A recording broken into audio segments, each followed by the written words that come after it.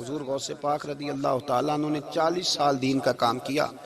صبح کے وقت فقہ کا درس دیتے تھے فجر کے بعد، کچھ دیر کر ناشتہ کرتے سو جاتے، پھر آ کے مدرسے میں پڑھاتے باقاعدہ بچوں کو. غوث پاک رضی اللہ تعالیٰ عنہ کی سیرت پر آپ ساری کتابیں پڑھ لیں، ساری کتابیں لو، میں نے بھی بڑا ہی دعویٰ کر دیا، یعنی ساری کتابیں جتنی اب تک چھپی ہوئی ہیں ساری پڑھ لو، کہیں نہیں ملے گا کہ ہم غوث پاک کے آستانے پہ گئے. غوث پاک کسی بندے نے یہ نہیں کہا ہم غوث پاک کے آستانے پہ گئے، غوث پاک کے دربار پہ گئے. سب نے یہی لکھا ہے کہ ہم حضور غوث پاک کے مدرسے میں گئے. ہمارے نا مدرسوں میں سبق تقسیم ہوتے ہیں، سال جب شروع ہوتا ہے نا تو سبق تقسیم ہوتے ہیں. ہمارے مدرسے میں بھی تقسیم کرتے ہیں ہمارے مولانا. آپ حدیث پاک پڑھائیں گے، فلانا استاد منطق پڑھائے گا، فلانا فلسفہ پڑھائے گا، فلانا یہ سبق تقسیم ہوتا ہے، فلانا قرآن، فلانا حدیث، فلانا فقہ.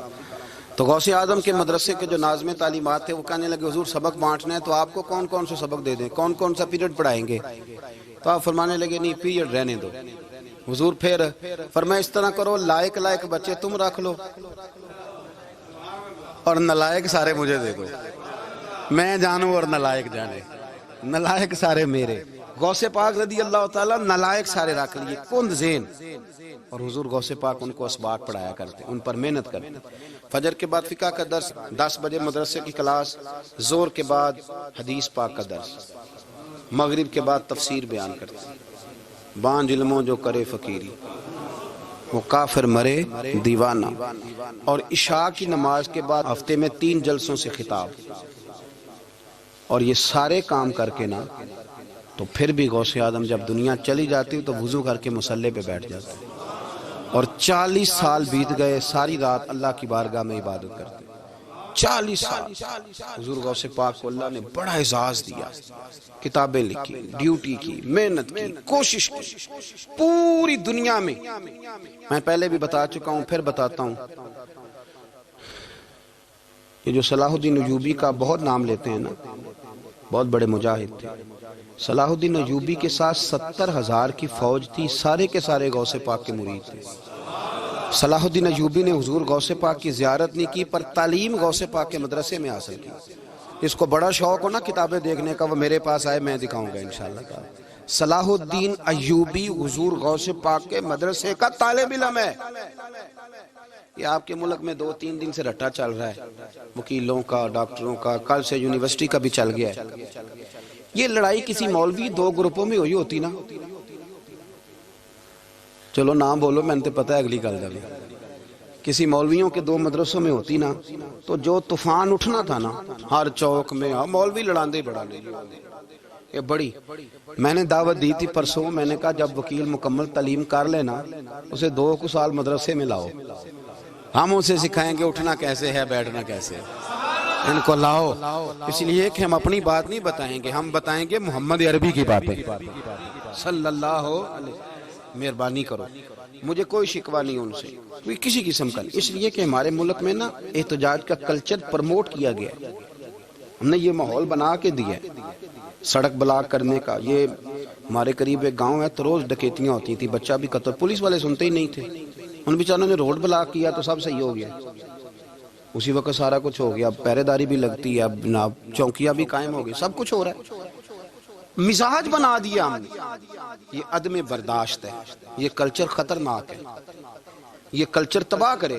وکیل کوئی غیر نہیں، ہمارے اپنے بھائی ہیں. کون ہے وہ؟ ڈاکٹر کون ہے؟ ہمارے اپنے. یہ جو بچے یونیورسٹی میں لڑے کون ہے؟ ہمارے اپنے.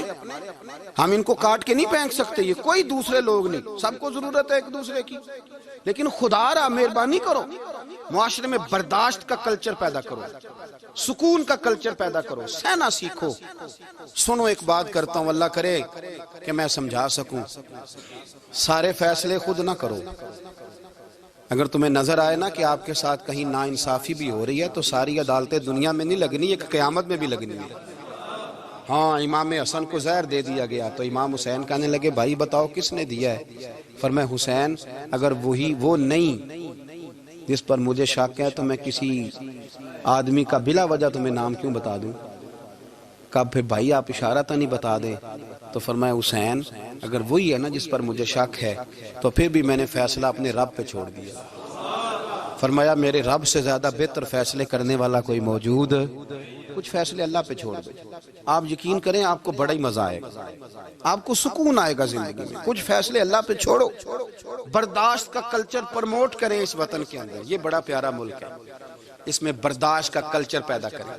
وکیل کو ہر وقت ڈاکٹر کی ضرورت ہے, ڈاکٹر کو ہر وقت وکیل کی ضرورت ہے. ہم ایک دوسرے کے بغیر دیکھیں نا, میں نے آئین بھی رکھا ہوا ہے پاکستان کا, لیکن اس کے باوجود کوئی مسئلہ بن جائے تو میں کسی وکیل صاحب کو فون کرتا ہوں. میرے دوست ہے, میں پوچھتا ہوں کہ یار یہ مسئلہ ہے, اس کا کیا حل ہے. ہم مل کے رہتے ہیں معاشرے میں. برداشت کے کلچر کو پروموٹ کریں, پیار کریں, محبت بانٹیں.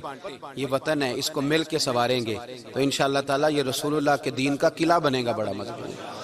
اس سے پیار کریں. مثبت غلط بات ہے تو اس کو آپ سمجھائیں, اس پر تبلیغ کریں, لیکن یہ نہ کریں کہ آپ عدم برداشت کا ماحول پیدا کریں. حضور غوث پاک رضی اللہ تعالیٰ عنہ دین کا کام. ایک بات,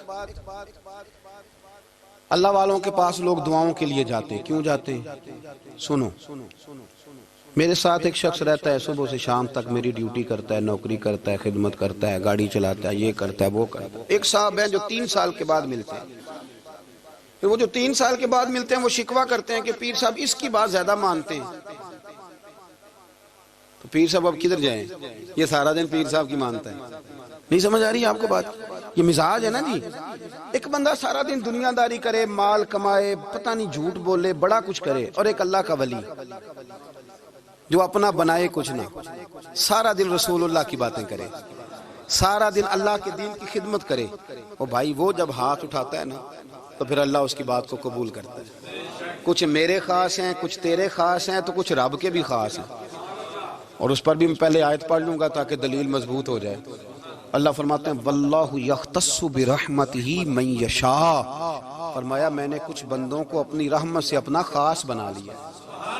کچھ بندے اللہ کے بس اللہ کی بارگاہ میں وہ دعائیں کرتے ہیں تو اللہ قبول فرما لیتا ہے. پتر اللہ ہی دیتا ہے, لیکن اللہ کا ولی دعا تو کر سکتا ہے نا.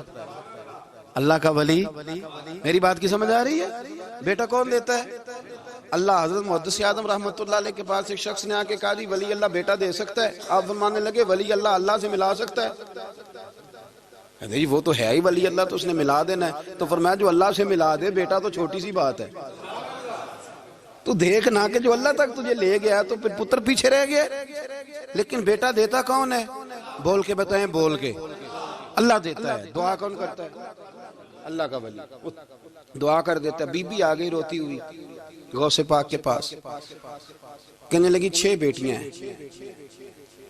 خامد اور سسر کہتے ہیں کہ 7ویں بھی بیٹی ہوئی تو طلاق دے دیں گے. تھوڑا سا اگر بندہ مالدار بھی ہو تو پھر وہ ہمارا دماغ جہاں مرضی چلتا ہے نا جی. یہ جہالت آج بھی بہت ساری جگہوں پہ پائی جاتی ہے. تہذیب سکھاتی ہے جینے کا سلیقہ, تعلیم سے جاہل کی جہالت نہیں جاتی. تو رو پڑی. حضور غوث پاک رضی اللہ تعالیٰ نے بلایا اس کے شوہر کو بھی اور سسر کو بھی. فرمایا یہ دیکھ یہ تو اللہ کے کام ہے, جس کو چاہے بیٹیاں دے, جس کو چاہے بیٹے دے. تو جو نہیں مانتے پھر غوث پاک کی بھی نہیں مانتے. انہوں نے کہا جی نہیں جی میں تو نکاح کروں گا. چلے گئے تو غوث پاک کی بارگاہ میں وہ بیٹی اور اس کا باپ اور اس کی ماں پھر آئے, کہنے لگے حضور مہربانی فرمائیں. پھر اللہ کے ولیوں کے پاس ایک قوت ہوتی ہے جس کا نام مصلی ہے. مصلی بہت بڑی طاقت, بہت بڑی. حضور نے فرمایا دعا صلاح المومن, فرمایا دعا مومن کا ہتھیار ہے. یہ مومن جب ہاتھ اٹھاتا ہے تو پھر عرش کا مالک دروازے کھول دیتا ہے کرم کے. حضور غوث پاک نے مصلی بچھا لیا اور رو پڑے, کہنے لگے مالک کریم اس بی بی کے دل میں کس نے بات ڈالی تھی کہ عبد القادر کے دروازے پہ جا. دیکھیں منانے کا انداز, منانا آتا ہے نا. اللہ کس نے اس کے دل میں بات ڈالی کہ عبد القادر کے دروازے جا, کس نے ڈالی؟ اور مالک اگر تو نہیں ڈالی تھی تو کیا تو اب اپنے عبد القادر کو رسوا کرے گا؟ اگر تو نہیں بھیجا ہے کہ ادھر جا تو اب تو رسوا کرے گا؟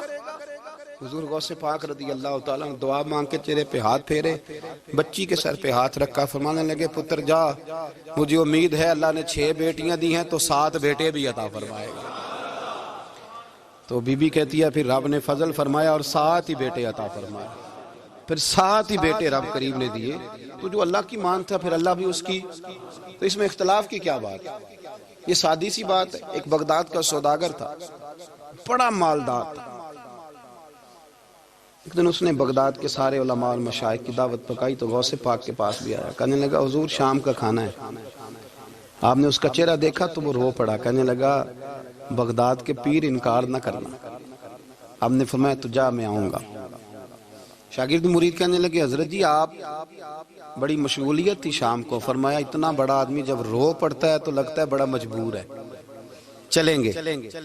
شام کو جب اس کے دروازے پہ گئے تو کھانا بھی اس نے چنا تو ساتھ اس نے ایک ٹوکرا ایک صندوق بھی لا کے رکھا، اوپر سے خالی۔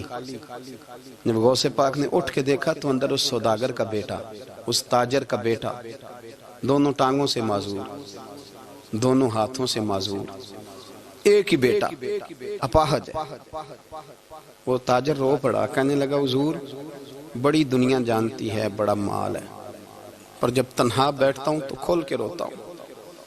وہ بے نیاز ہے نا، ساری زندگی کے بعد ایک بیٹا دیا تو وہ بھی اپاہج ہے۔ حضور بال سفید ہو گئے، لوگوں کی اولاد بڑھاپے کا سہارا بنتی ہے، میں بوڑھے وقت میں اس کو اٹھا کے پیشاب پخانے کے لیے لے کے جاتا ہوں۔ بغداد کے عبد القادر سنا ہے جب تو دعا مانگتا ہے تو رب قبول فرما لیتا ہے، تو مہربانی فرما اگر میرا پتر ٹھیک ہو جائے، میرا زور کوئی نہیں مالک، بے نیاز ہی بڑا ہے، اگر مہربانی ہو جائے۔ تو غوث پاک نے پھر مصلی بچھایا، مصلی بچھا کے کہنے لگے مالک تو اپنے بندوں کے دل میری طرف کیوں موڑتا ہے، اور اگر موڑتا ہے تو پھر رحمت کی نظر فرما، بندہ نوازی فرما۔ ایک باپ اتنے رو رو کے آنسو بہا رہا ہے تو کرم نوازی فرما۔ حضور غوث پاک نے ابھی چہرے پر ہاتھ نہیں پھیرے کہ بچہ اللہ اکبر کہتا ہوا صندوق سے باہر نکل آیا۔